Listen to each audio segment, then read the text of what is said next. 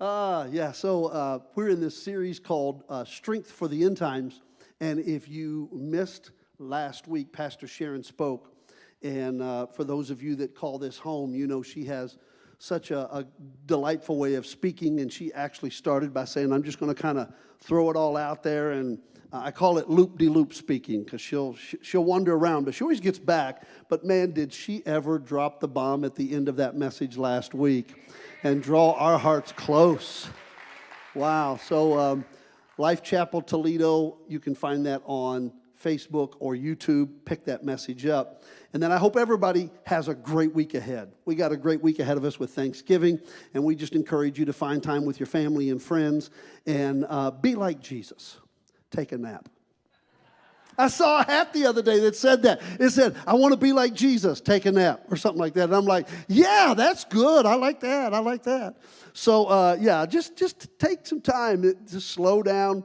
I know it's going to be a big time, but we just encourage you to enjoy the season.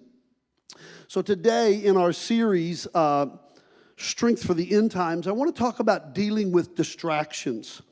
Distractions are everywhere, and they are after everyone. The question is not, are there distractions in my life? The question is, how do I deal with distractions in my life? And while we were in Greece recently, Sharon loves telling this story. In fact, of all the stuff we got to do, this is the story that she wants to tell. So we were in a particular area that was very hilly, and so they have these sidewalks that there's a step up, and then you go, 3 feet, and then there's another step up, and then you go, 2 feet, there's 2 steps down, but none of them are the same height. So there could be a 3-inch step or it could be an 8-inch step. You just never know. And so it's really random, too, because they don't do, tape or yellow paint on the steps. You just got to figure it all out. You just got to figure it out. So I'm walking along this sidewalk, and there's a wall about knee high, and just on the other side of that wall is 1,000 feet down to the ocean. I mean, I don't mean like exaggeration 1,000 feet. I'm like minimizing 1,000 feet. It could be like 1,200. It was just, just down there. So I'm walking along, and somehow we had gotten pushed. Now, I have this little thing that happens.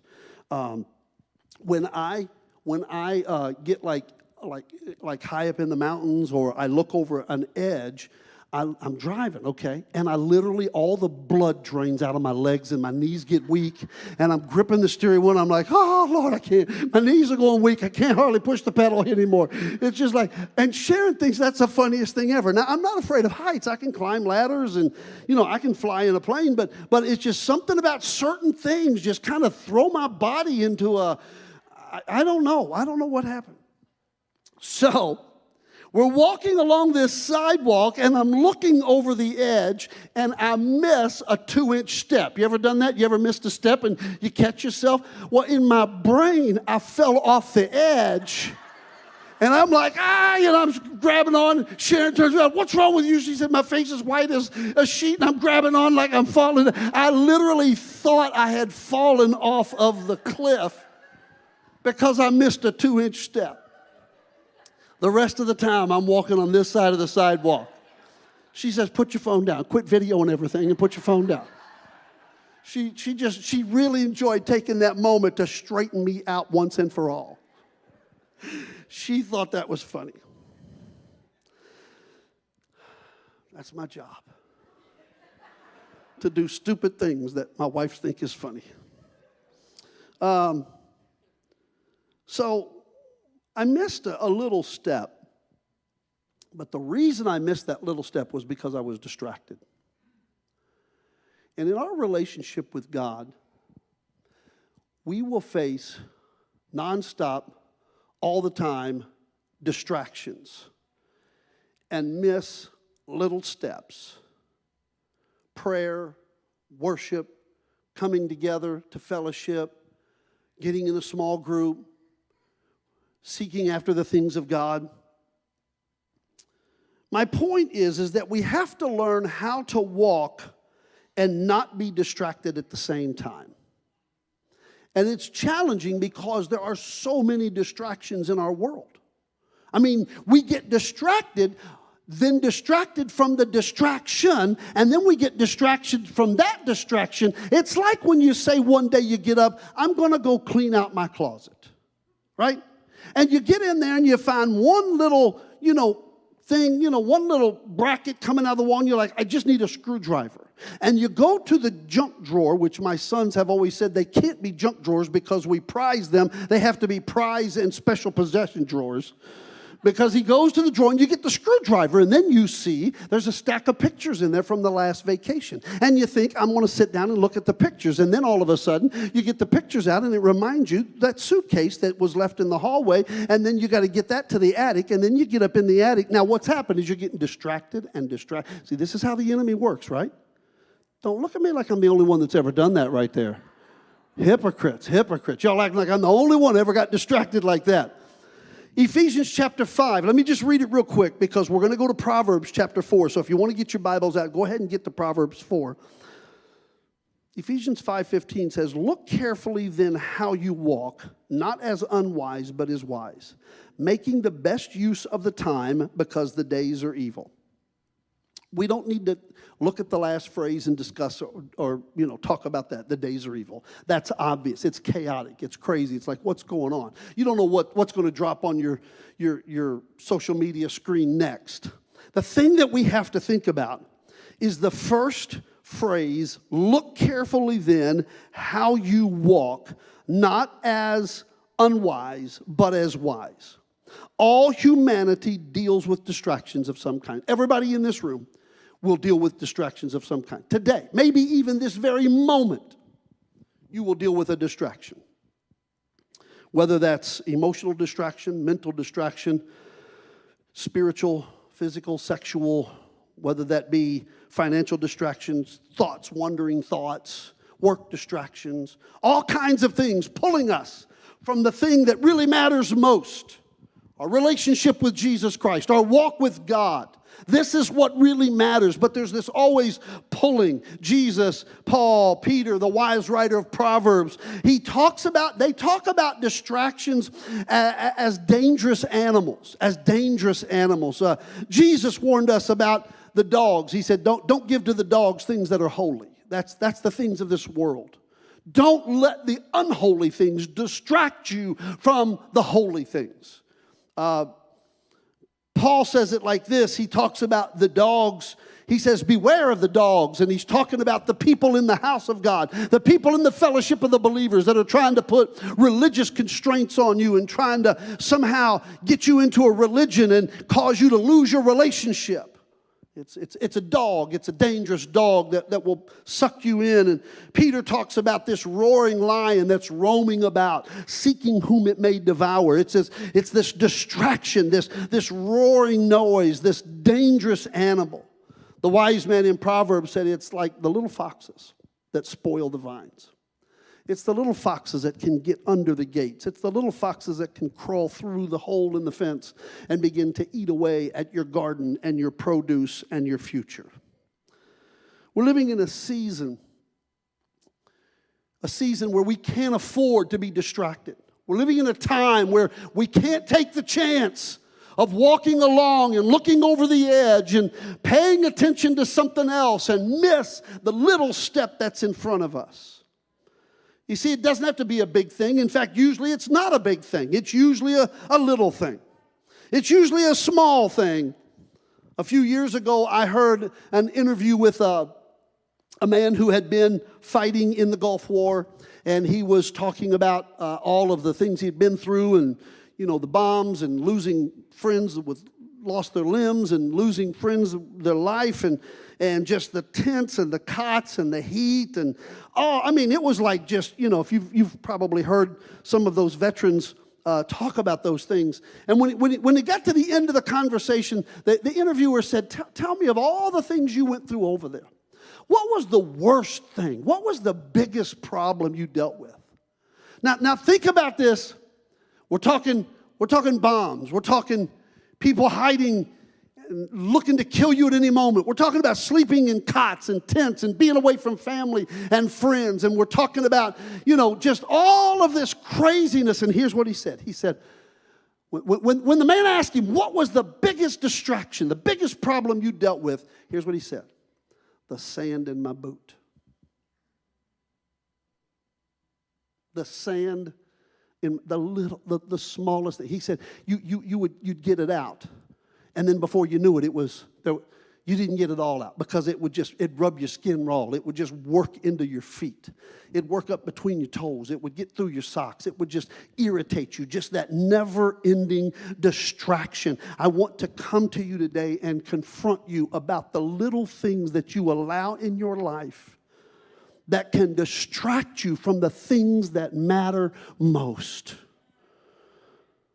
His job was not to figure out the sand in his boot. His job was to fight for freedom. His job was to secure locations. His job was to see women and children educated. His job was to see peace come to a broken community. But he had been constantly distracted by the sand in his boot.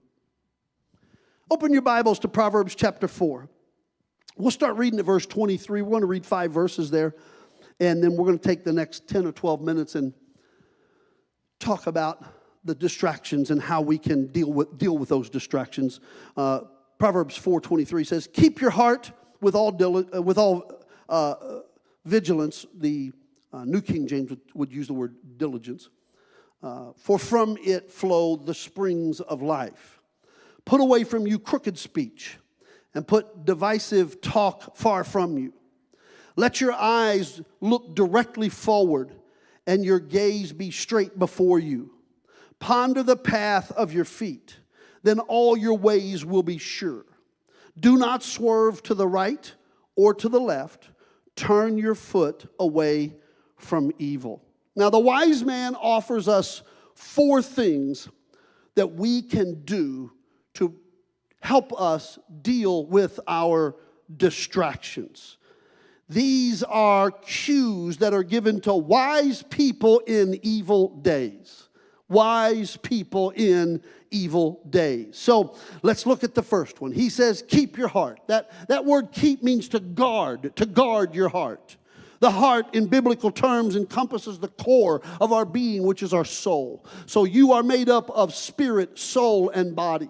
And out of that spirit, soul, and body, you have that soul, and that soul contains your mind, your will, and your emotions. That is where your life flows out of. What comes out of you is birthed and developed and processed in your mind, your will, and your emotions. And Solomon, in his divine wisdom, exhorts us to guard that peace above all else. Why? Because the condition of our heart influences everything in our life. A guarded heart is a surrendered heart to God. It's protected from the influences that seek to lead us away from that which is right and that which is holy and that which is pure. Throughout Scripture, we find Philippians is one of those verses where we find it talks about how we should think and how we should emote and how we should willfully operate. What's our intended will in life? And it talks about these things and the importance of these things. And it says, practice these things. You can look it up. The notes are on our Facebook page, Life Chapel Toledo. All my notes are there if you want to grab it later. But he says, practice these things and the God of peace will be with you. If we can guard our hearts, if we can guard our mind, our will, and our emotion, the God of peace will be with us. Because distractions can only get in when there's vacancy. When you leave an open door on your mind, when you leave an open door on your emotions, when you leave an open door on your will, and all of a sudden the devil gets his foot in the door, or as they would say in the Middle East, the camel gets his nose up under the tent flap, and before you know it, there's a little vacancy. Having the mind of Christ, the will of God, the emotional health of Jesus eliminates the imposters from creating chaos in who we are in our soul. We've got to protect ourselves. You cannot surrender these things to the latest trends. You can't let Facebook feed determine this. You can't let what's happening in politics and school systems and all these things distract you and pull you in and suck you in. You have to determine, I will protect my heart because out of it flows life. Out of my mind, out of my will, out of my emotions. God intends for us to be life givers. He intends for us to be life speakers. He calls us to have a healthy flow coming out of our life. And the only way to assure that is to guard your heart, guard your soul. Number 2, he says it like this. He says, put away from you crooked speech and put devious talk far from you. Verse 24 talks about the power of words. And Solomon wisely advises us to keep our mouths free from perversity and corrupt talk. This is one simple thing that Sharon and I have always done, and we'll get into groups and we'll be around people that just are like, they don't quite get it. But we just don't talk, I don't know how else to say it. I'm an old guy. We don't talk nasty. We don't talk with profanity. We don't tell crude jokes. We don't make crude innuendos. I mean, we just don't play that game because we understand that there is a power. Neither do we let ourselves chew on people. That's a Southern thing. Oh, she chewed on them. That means you get somebody in your craw. Well, that's another Southern thing. Y'all not going to understand anything I'm talking about right now. You get something in your craw about somebody and you start chewing on them. Y'all like, what in the world is that guy talking about up there? There's a Hebrew word for word that is the same word for thing. So in the Hebrew language, word and thing have one word, and it's dabar, D-A-B-A-R, dabar, one word. Word and thing have the same word. And you can't differentiate between word and a thing because words are real and words create things. There's power. Come on. Power in the tongue, power for life and the power for death in your tongue. Your words build up, your words tear down. When you consider your words in that context, you probably would use them differently. Now, I know this gets, makes people itchy and twitchy when they start hearing things like this because they're like, that's new agey, and you're trying to talk to people about manifesting and, name it and claim it and prosperity gospel, whatever you want. I'm just telling you what the Hebrew language is, that's all. You do with it what you will. But there's another word in the Hebrew language that ties to this, and it's called abracadabra. Anybody ever heard that word? That's a Hebrew word.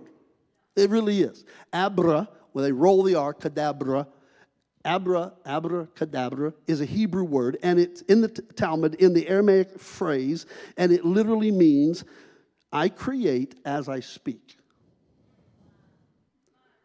So when an illusionist would be doing a trick, and they would have you say, abracadabra, they're making you think that as you say that, you're creating something. Now, I was going to bring one of my illusion tricks and show you one, but I would be fired from the Professional Magician Society of America for showing you the secrets. There are secrets. You're not really creating anything. The point is that throughout Jewish history, there's an idea that comes out of creation in Genesis chapter 1 and 2, where God steps into chaos and begins to speak, and things come to pass. He says, let there be, and there is. He says, let there be light, and there is light. And speaks the stars and speaks the sun and the moon. And he speaks things into existence until he came to you and me.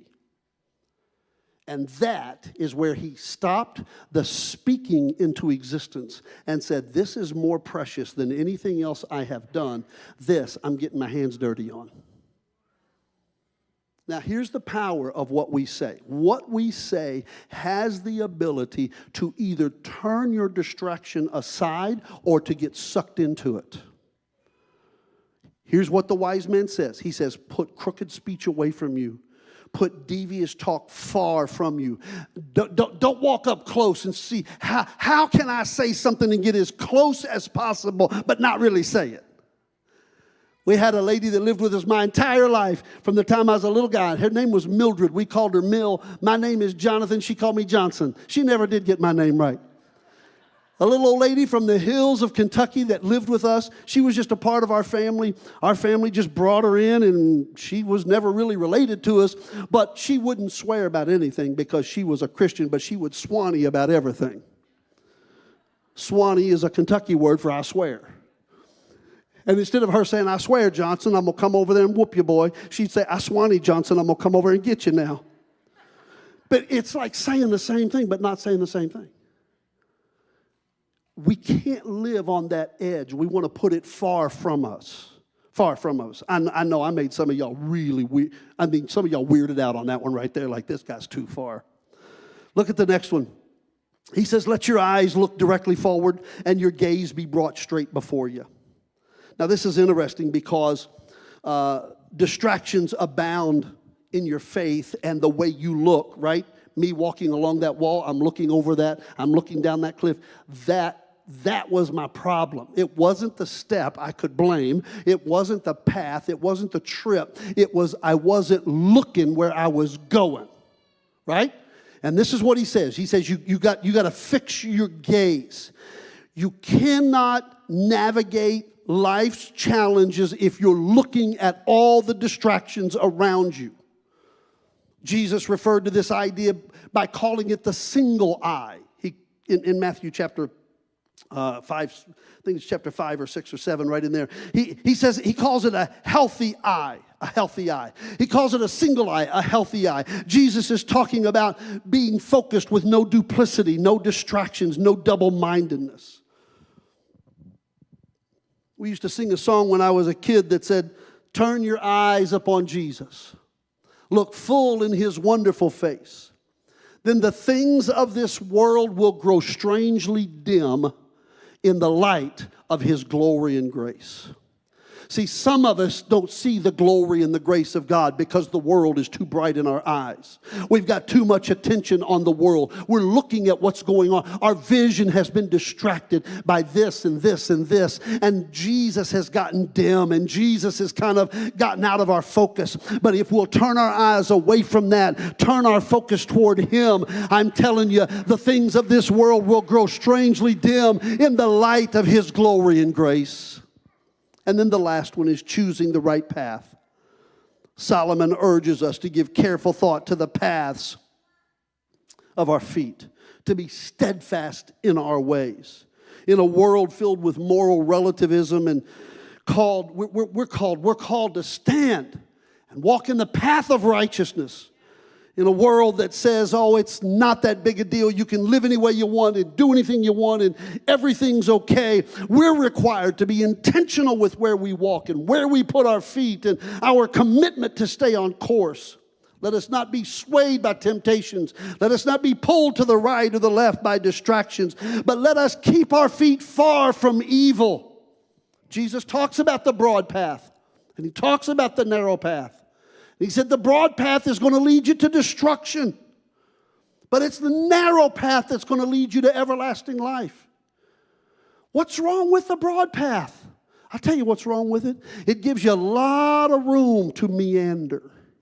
It gives you a lot of room to wander to the right or to the left. But when you're on a narrow path, you can't wander to the right or the left. You got to stay focused. You got to keep your eye on the path. You got to know where you're putting your next step. You got to be intentional when you're on a narrow path. You can't just meander. You can't just hope for the best. You can't just wander around. You got to know, I know where I'm going. I know what my destiny is. I'm going to watch where I put my feet because my feet is taking me where I'm supposed to be going. Jesus calls us to walk the narrow path. And the beauty of the narrow path is that there's no room for distraction. As the musicians are coming right now, and we're going to get ready to go home. But before we do, I want to challenge you. I want to challenge everyone under the sound of my voice to guard your heart, your soul, your mind, your will, and your emotions. I want to challenge you to think about what you're saying in every situation. What am I saying? Is that what Jesus would say about that? Is that what should be said about that? Is that the verbal response that's required at this moment? Because I'm literally creating a thing as I speak. I'm literally bringing something to life or putting something to death as I speak. What about my eyes? Where's my vision? Man. What am I looking at? What am I focused on? What am I fixated on? And then what about my feet? Where am I walking? Where am I walking? As we stand all over the room today,